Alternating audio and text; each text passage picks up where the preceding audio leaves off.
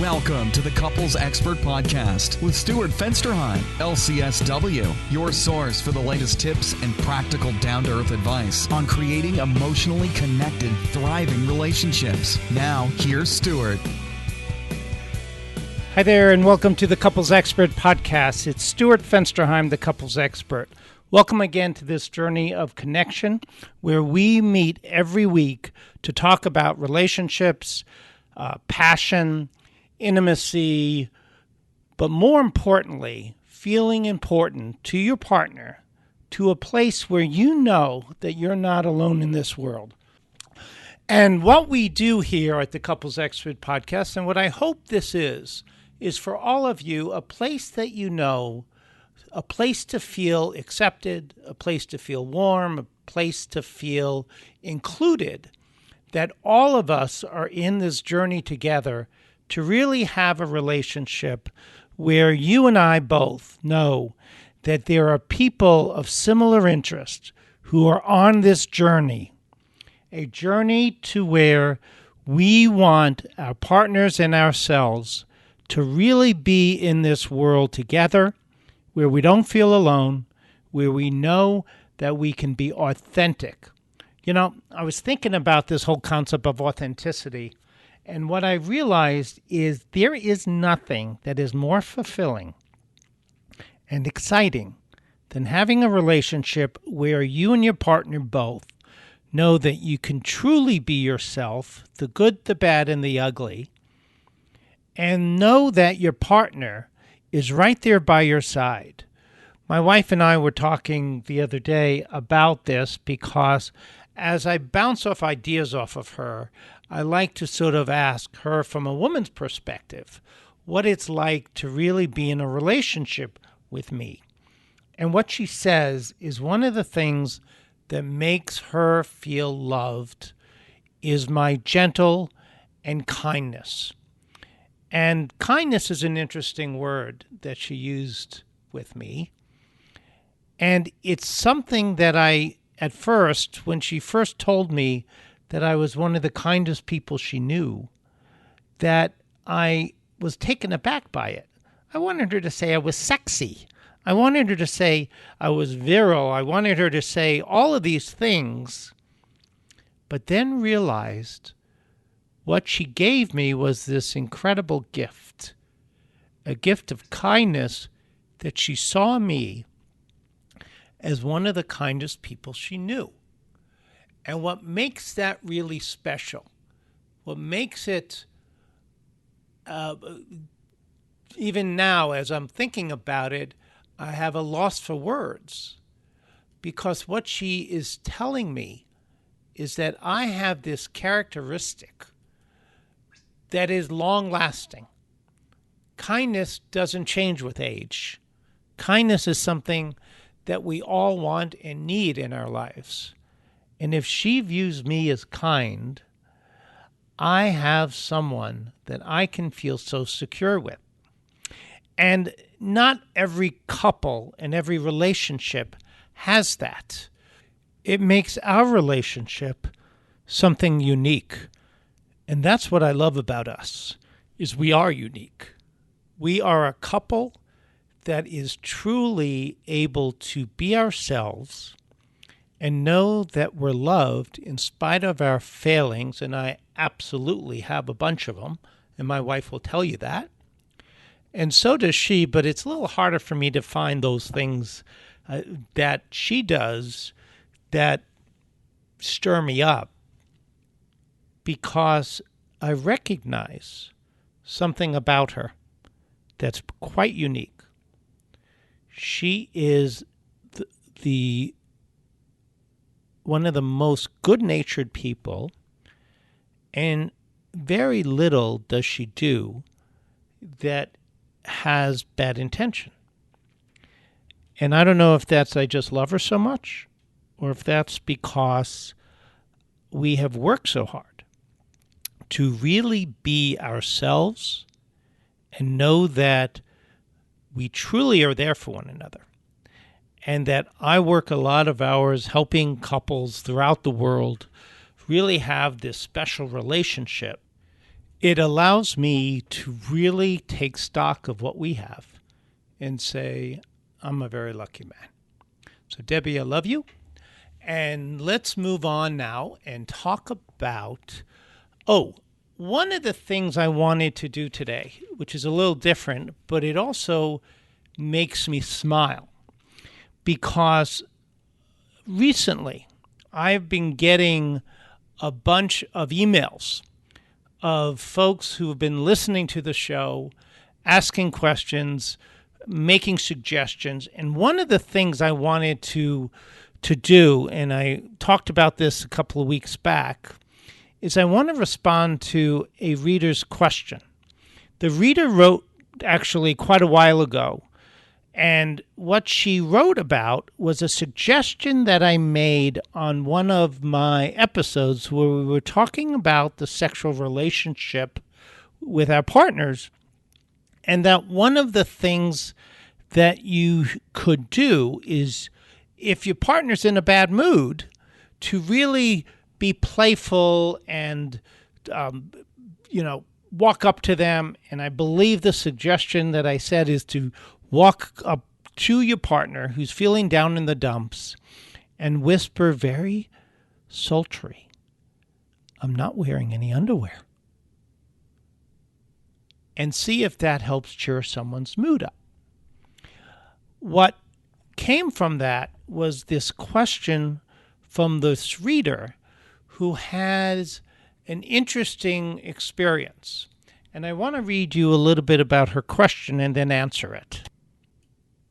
The writer writes, I realize the illustration of the couple with the husband comes home in a bad mood and you suggest the woman whispers in his ear is to change his negative behavior into a positive one. I'm asking you to consider, though, that some of the listeners probably don't have healthy marriages. And would that suggestion give rise to a notion that sexual rewards for inappropriate negative behavior should be considered? And should the partner have to be responsible for going along with that just to change the partner's moods? She says, our culture seems to be saturated with over-sexualizing women and making them objects. And I'm wanting your opinion on whether you think this is appropriate. I can't be the only person in which her husband may use that information and use it as a weapon. So I'd like to respond to this reader, who I really want to say thank you very much for reaching out, taking a risk this way, and bringing this to our attention. I want to make a very clear statement about this, that it is not acceptable, that no one should bully anyone when it comes to your sexual relationship, your body, that it is absolutely unacceptable to do anything that crosses that line. If you have a relationship where bullying is an ingredient in your relationship, this needs to be taken very seriously. You need to take a very strong look at your relationship and take a stand with this, letting your partner know that it is unacceptable and that the two of you need to get some help to talk about how do we stop this from continuing to be an ingredient in the relationship. This is one of those areas that I would suggest that if that's not resolved, this is something that's going to destroy your relationship, destroy your marriage. So it is totally unacceptable. And as a woman or a man in that situation, you need to look your partner square in the eye and tell them, never again.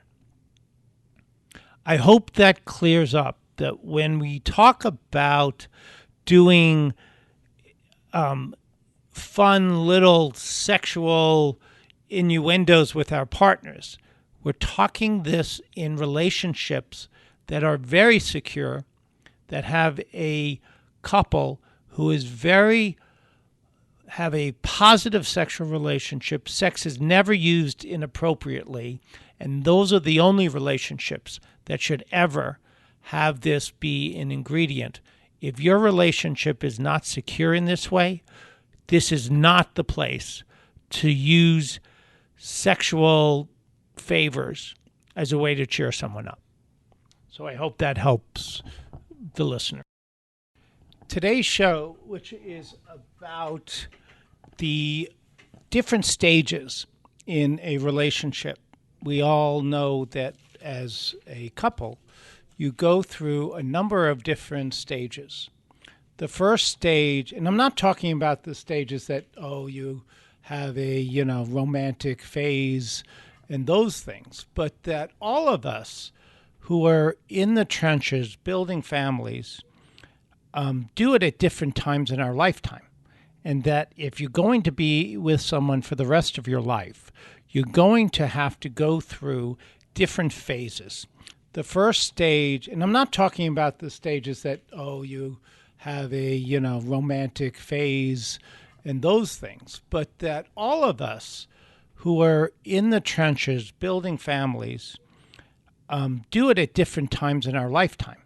And that if you're going to be with someone for the rest of your life, you're going to have to go through different phases.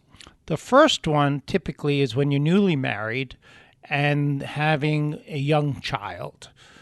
The second stage would be where your child is getting older and adolescence and you're more entrenched in your career. And the third phase would be the one where the kids leave home and you retire and you spend the rest of your life until your life is over with your partner, and hopefully it's the same person throughout all of those different stages. So what I decided to do is because each stage has a unique element, I'm going to look at each one of those three stages in the next three podcasts. As a couple, when you make the decision to have a child, what so many people do not do is take a realistic approach to it. They talk about it bringing joy into the world, joy into your life, and that everything is going to be rosy. And I can't tell you how many couples come into my office today and talk about having a child as solidifying the relationship and changing the nature of the interaction. I have a couple that I've been seeing for a while that are just having a baby. And when they came to see me, what they talked about is how rocky and how awful things had been. That the two of them were in constant battles about different things, about work pressures, family pressures, financial pressures. And then one day they came into my office beaming. They were so excited. And they said, "Stuart, we finally have the answer to stop our conflicts." And I was all ears. I was excited for them. I thought they really took to heart some of the connection work that we've been doing. And what they said is they hadn't told me something, that they had been working on having a baby, and she's now pregnant. And they were so excited that it is going to change their relationship for the better, and that finally the two of them are going to be very responsible. As you and I know, or anyone that has a young child, the last things it does is solidifies the relationship. It will pull you apart much further because of the stresses, the lack of sleep, all the pressures that are going on. So it was sort of like, oh my gosh, I have to be excited for them.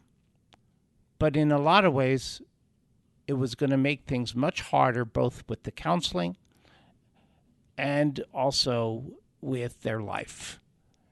And what turned out did occur when there was a lack of sleep and they had their baby, and the baby was colicky. their relationship was really a struggle for so long. What we know is at the beginning of a relationship or a marriage, everything is new and exciting. There's a lot of joy, but there's also a lot of challenges. And the biggest challenge is trying to figure out how are the two of you going to be a team together, because you're going to have different backgrounds and different experiences, so that those different experiences create different things that are of value to you and are important. And if they're not the same as your partner, you run into a challenge. Let's take religion, for example. Let's say you come from a family where there was grace before meals, and that your partner came from a family where they never did that. There was no prayer. There wasn't prayer before meals. There wasn't prayer after meals. There wasn't prayer before bed. And you see this as outrageous. And your partner begins to feel like you are not seeing them in a positive light. These critical skills of how do we talk about this when there is those differences are absolutely important. And if you don't handle them the right way, it's going to create a massive problem where the two of you don't feel like you're in this together. So what sometimes happens when these challenges are not doing so well is couples begin to say, the best way for us to handle this is to have a child, and boom, you have a new life in the family, in the fast lane. This stress of having this child now will pull you two apart.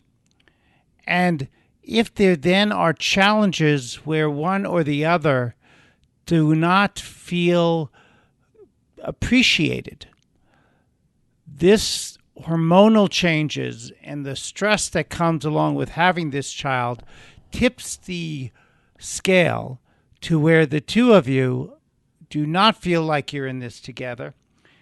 And what we have to do is really begin to talk about what is meaningful to you. What do you really need to feel loved, to feel cared about, to feel important? And if you hold on to that loving feeling, I just realized what I'm thinking. You've lost that loving feeling. Ooh, that loving feeling. You've lost that loving feeling. Now it's gone, gone, gone. That's what you don't want. You don't want it to be gone, gone, gone. And that's what sometimes happens. So what we have to do is really begin to turn to our partners and really have them understand that losing that loving feeling this early really is painful and causes a lot of distress. The best way not to lose that loving feeling is that when you and your partner decide to have a child, you do have to have a realistic approach, and an approach that says, I am going to talk about the things that really matter to me, the things that really pull me apart when I don't feel like we've become a team. And what you will find is this is the stage where women and men who are very overwhelmed by the new responsibilities of parenting turn to their parents, particularly if you come from a family in which the two of you are open with your feelings and that you will talk about things, so that you reach for the mom especially, and the mom becomes a sounding board. She becomes a sounding board for the wife and the husband, sometimes the same mom, and now you have an intrusive parent coming into the marriage and guiding the two of you, on how to have a marriage that's fulfilling. And what ends up happening is that everyone feels left out, and they feel that they're going to need to change to become more like what it was before. That's when you start hearing things like, oh, my mom never cooked soup that way. Chili has to have onions in it. You have to have onions because if you don't, you're not doing it right. And there becomes criticism that occurs. So when you have a young life in the home, though, the biggest thing that people forget about is your intimacy will go away because people are exhausted. You will not have the same amount of sleep because you worry about your child, and you do a lot of reading, and you start thinking about, when I was growing up at least, it was Dr. Spock, not the Spock from Star Trek, the Spock who talked about the way that children will develop. And what we later learned is that some of what he was sharing was inaccurate. So that you begin to worry that your child is not doing well, and you got to figure out why, and you begin to have lots of blame, lots of concerns that you're not doing a good job and that you're messing up on the one thing that really matters to you, which is your child. And how are we going to stay as a couple, stay close and intimate in the one area that you can't screw up? Because so often, this is the stage where the family baggage comes flying forward. And what ends up happening is couples begin to start talking about wanting to fix what it was like when they were younger. So if the mom was an overbearing, controlling person, you're not going to be like that with your children. And what we find is it happens anyway, because we automatically repeat some of what we have known, or we make the big decision not to do anything like what we saw. And then before you know it, you don't have a model of behavior, and you're lost trying to figure it out all on your own and not seeing your partner as someone who can be there for you. So what we have to do is really begin to look at this stage of our lives.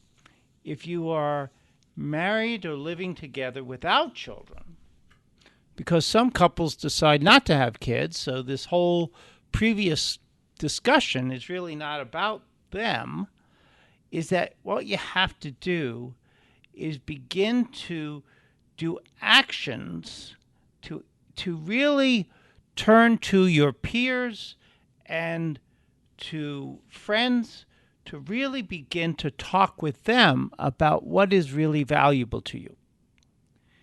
And the two of you have to create a family that is brand new, doing different kinds of holiday events.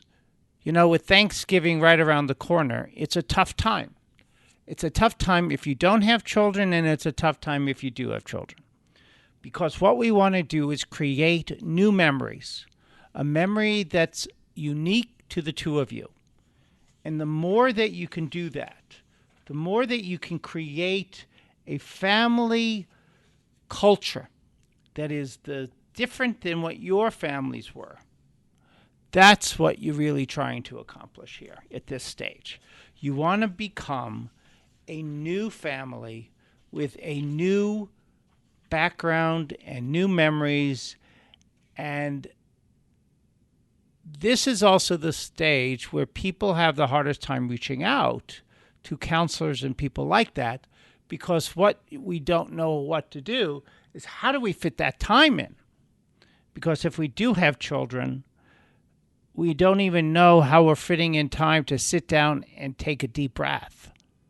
And now the couples expert here is talking about having time to do research and develop a new culture which involves communication and talking.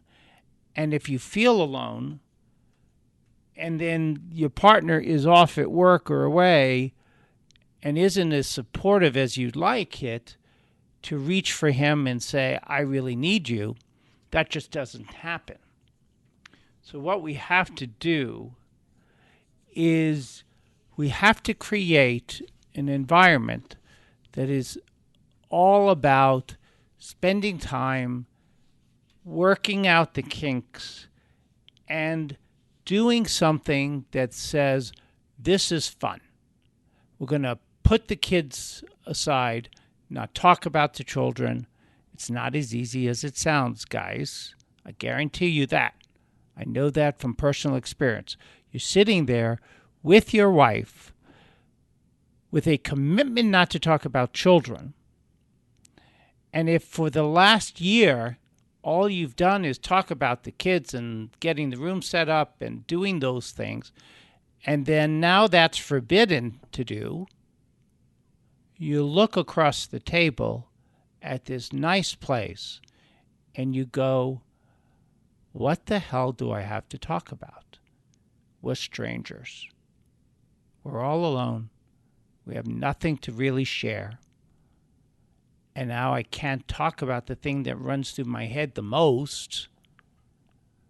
And you feel and you begin to interpret your relationship as awful.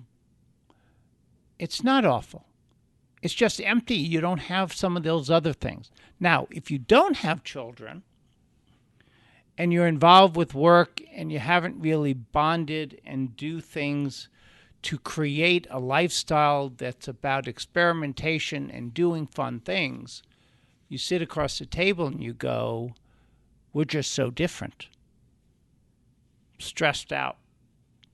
I don't know even how to approach my partner and say, I'm bored out of my mind. I thought getting married was going to be fun and exciting, but it's sort of like same old, same old. We do the same thing all the time. And I want to have an exciting life. I want to go out hiking and I want to do these things. But how do I tell my partner that I want to do that and they don't do much for me now? We have to take risks.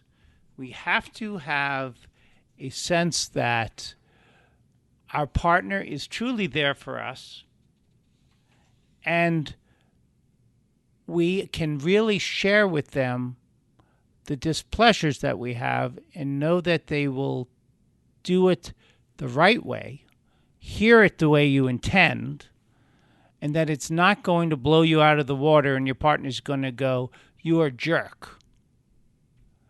Sometimes that might happen.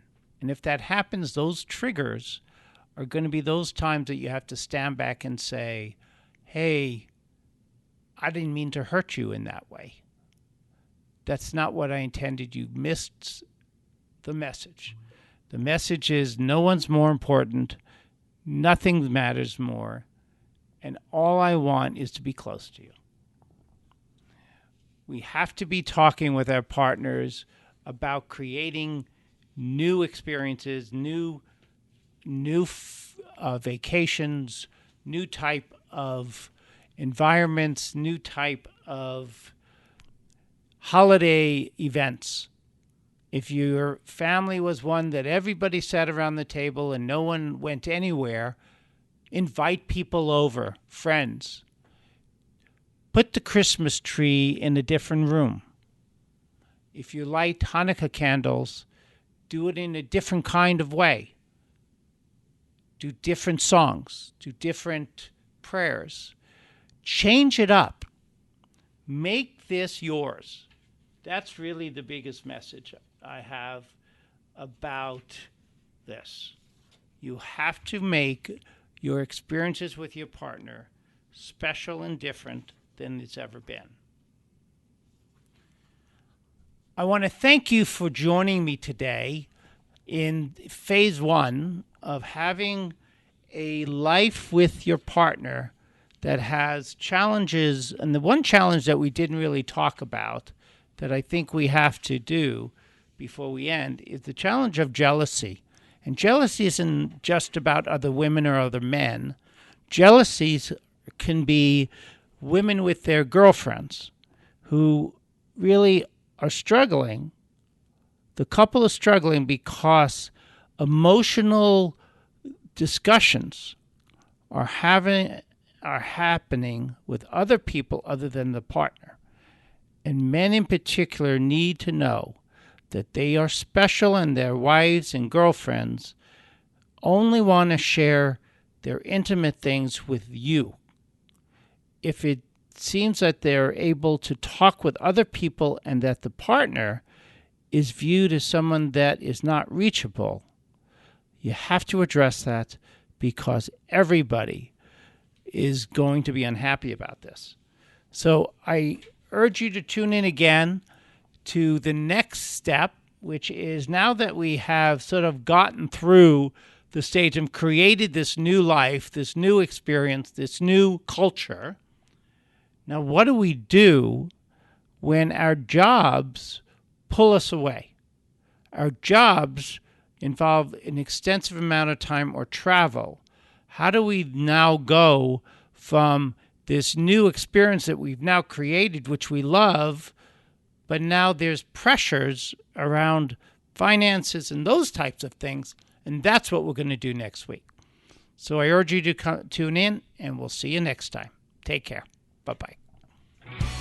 Thanks for listening to today's episode with your host, Stuart Fensterheim. You're one step closer to reigniting that fiery passion with your partner. For more information and your 30-minute free phone consultation with Stuart, visit www.thecouplesexpertscottsdale.com. We'll see you next time.